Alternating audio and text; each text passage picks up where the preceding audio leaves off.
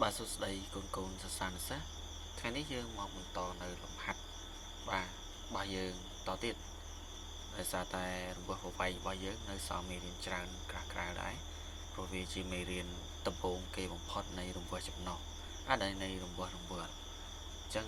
យើងចាប់ផ្ដើមទៅលំហាត់តែម្ដងកុំឲ្យខាត់ពេល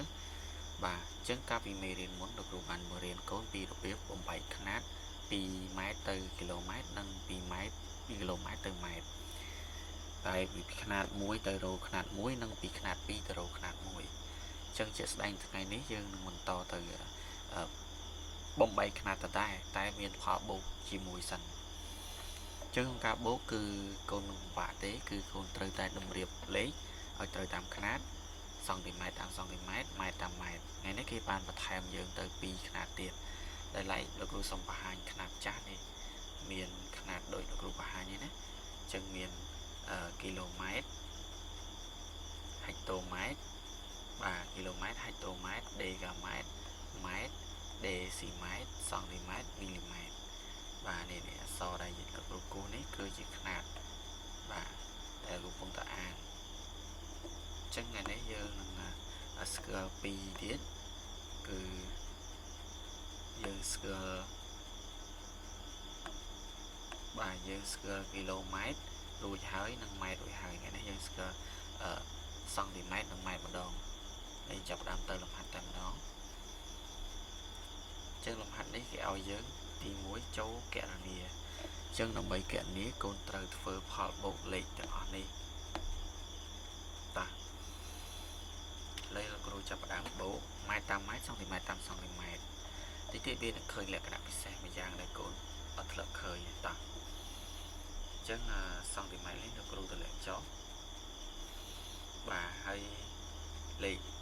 0បូកនឹង4គឺលេខ4ហើយលេខ7បូកនឹង2គឺ9ម៉ែត្រយើងតម្លាក់ចុះបាទហើយអានេះលេខ4បូកនឹង6 10សេលេខ0ត្រាទុក1អញ្ចឹងបាន3ចេះចម្លើយទី1ចប់ប៉ុណ្ណឹងហើយគឺ30ម៉ែត្រ94សង់ទីម៉ែត្រឥឡូវយើងចូលទៅទីខតែម្ដងទីខនេះគឺធ្វើដូចគ្នា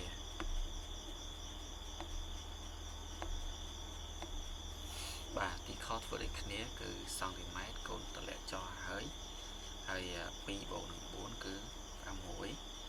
បូកនឹង5 3បូកនឹង4 5 2បាទហើយចំណែកម៉ែត្រកូនតម្លាក់ចុះហើយអានេះ6បូក0 6 4បូក5 9អញ្ចឹងសរុបមកយើងឃើញចម្លើយ96ម៉ែត្រ76សង់ទីម៉ែត្របាទយើងចប់មួយទៀតយើងចូលទៅទីគោអាហ្នឹងអាទី1ស្រួលទេណាបូកព្រោះគេអត់បានឲ្យយើងបំបែកຂະຫນាតអីញ៉ៃទេអញ្ចឹងទីគោនេះគឺយើងបូកដូចគ្នា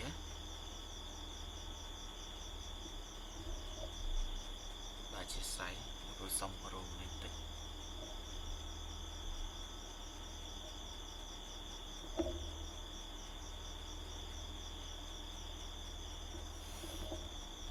បាទយើងចូលទីខោទីគោគឺ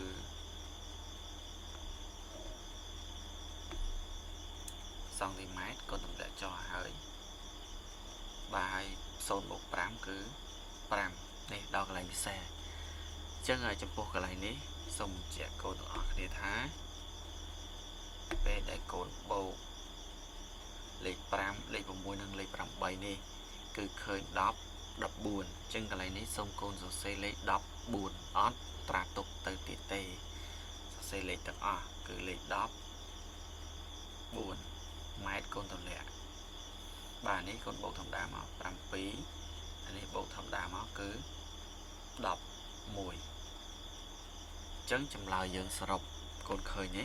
គឺលក្ខណៈពិសេសវាគឺมันអាចយកត្រាទុកឆ្លងຂະຫນាតទេអញ្ចឹងឃើញ117ម៉ែត្រ145សង់ទីម៉ែត្រអញ្ចឹងលោកគ្រូចប់លេខ1បាទអញ្ចឹងដោយសារតែលោកគ្រូអត់ចង់ឲ្យវីដេអូយើងវែងលោកគ្រូសូមកែត្រឹមទីគោសិនជួបគ្នានៅវីដេអូក្រោយទី2បាទមានចំណុចអ្វីខមមិនក្រោមវីដេអូគិតថាវីដេអូនេះមានប្រយោជន៍សូម share ទៅកាន់មិត្តភ័ក្តិផ្សេងទៀតបាយបាយ